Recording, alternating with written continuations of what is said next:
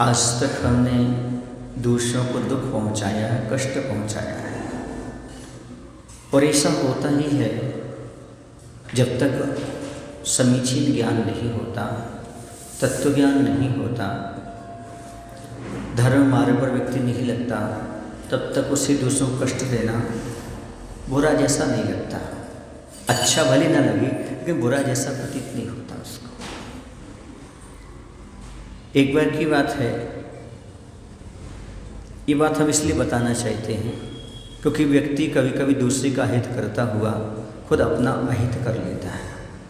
उसे लगता है कि मैं दूसरे का अहित कर रहा हूँ, लेकिन यदि देखा जाए तो वह पीछे से अपना भी अहित करता रहता है। दूसरे का अहित का विचार करने पर दूसरे का अहित हो या ना हो, अपना अहित तो निश्चित होता है।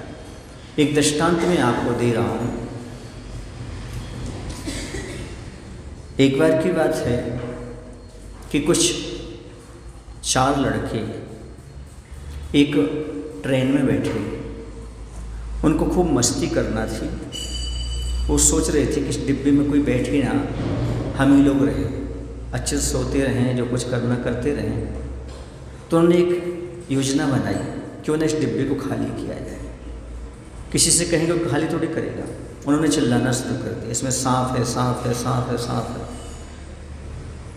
और सारे लोग उस डिब्बे को खाली करके दूसरे डिब्बे में जाकर के बैठ गए।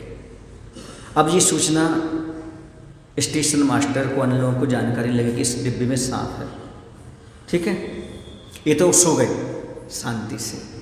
उन्होंने ये समझा कि डिब्बा तो अब खाली होगा, शांति से सो जाओ। ट्रेन आगे बढ़ गई, ट्रेन बढ़ गई, लेकिन जब उनकी नींद खुली उन्होंने देखा हम तो उसी स्टेशन पर हैं।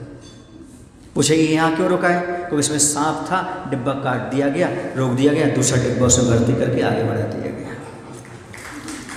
सोचा था अपने सुविधा के लिए, लेकिन सुविधा क्या बन गई? दुविधा बन गई। अर्थात दूसरे को कष्ट पहुँचाने वाले भूल जाते हैं कि कष्ट हम स्वयं अपने लिए ही तैयार कर रहे हैं।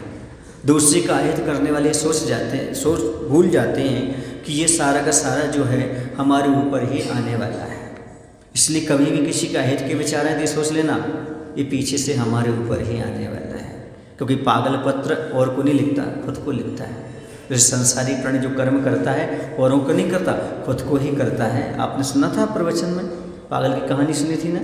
हाँ, तो समझ लेना कि हम दूसरे के लिए कुछ नहीं कर रहे, जो कुछ कर रहे हैं हम प्रकृति में सब हम अपने लिए ही कर रहे हैं, यही मान करके चलिएगा। इसलिए ऐसा कुछ करो जिसके माध्यम से अपना भी भला हो और दूसरे का भी भला हो। कंटकों में राह बनाना सीखो, कष्टों में भी मुस्कुराना सीखो, फिर सचमुच जिंदगी आपको सुखमय लगेगी। बस किसी के काम आना सीखो, किसी के काम आना सीखो।